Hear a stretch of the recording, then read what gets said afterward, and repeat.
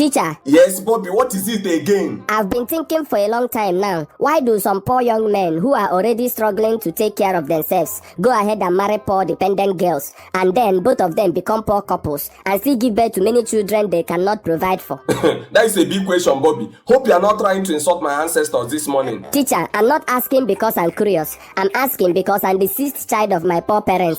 6 of us hawk bottled water in the market after school. Even on weekends, we are still hawking while other children are sleeping or watching cartoons. Why didn't my parents stop at 1 or 2 children? What pushed them? Bobby, many poor men go into marriage because they believe marriage brings God's favor. The Bible said in Proverbs chapter 18 verse 22 that he who finds a wife finds a good thing and obtains favor from the Lord. Then I ask, after obtaining the favor they hoped for, why didn't they check whether that favor was enough to start having children? Didn't they know that if couples fail to plan and prepare before having children, they have already planned and prepared to fail the children they will bring into the world? Relying on hope is useless because hope without action is empty. Bobby, some couples believe that God commanded humans to multiply. In the Bible, Genesis chapter 1 verse 28, God said, "Be fruitful and multiply and fill the earth." That excuse is weak, teacher.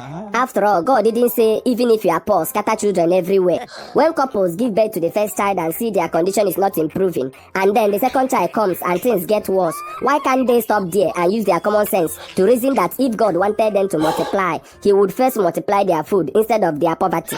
But Bobby, look at it this way. If your parents stopped after their second child, would you even be in this class arguing with me today? Of course I wouldn't. Maybe I would be in America as the grandson of the president. In your dreams, maybe you'll be the first son of a madman on the street. Never. You can never tell. Another thing, Bobby, some poor couples end up having many children because of competition. Teacher, competition for what? Poverty Olympics? Maybe the neighbor has 4 children, so they want to have 5. If someone is already poor, what is he competing for? World's best struggling family? Sometimes trying to get a particular gender, most times a son, leads poor couples to born many children. Having many children while trying to get a son? Shouldn't they first create a life that any child, boy or girl, can survive in? Again, Bobby, some men marry even when they know that life is tough because they hope marriage will turn things around for them. Teacher, hope is good, but hope without planning is just gambling. If your salary cannot feed you alone, why add another person and why add children on top? Bobby, don't forget that love is blind. Love is blind. People don't calculate when they are in love. But love is supposed to open its eyes after marriage. If love wants to stay blind, fine. But why should innocent children suffer because their parents refuse to use common sense? Bobby, some men also rush into marriage because of pressure. Family pressure, cultural pressure, village pressure, peer pressure. They fear being left behind by their peers and being called irresponsible. Teacher, pressure is not strong enough to force people into lifelong suffering. Why not resist the pressure and build a life first? Responsibility comes before reputation.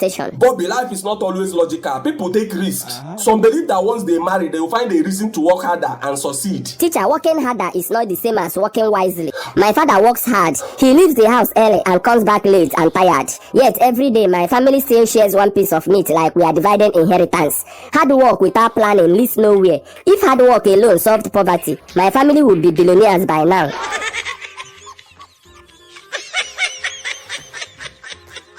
Bobby, Teacher, maybe your parents did the best they could with what they knew. I believe that, but doing your best is different from doing what is wise. If they stopped at 2 children, maybe the 2 would live well, but they had 6. Now all of us are struggling like contestants in a survival show we never applied for.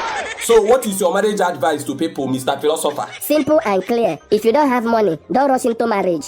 If you marry, plan properly. If the plan is failing, pause. If pausing doesn't work, don't add another child to the chaos. Children are not decorations, they are responsibilities.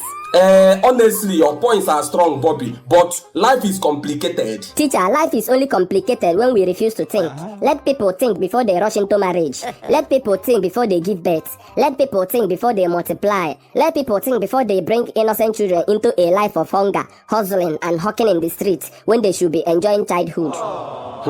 Bobby, you have worried my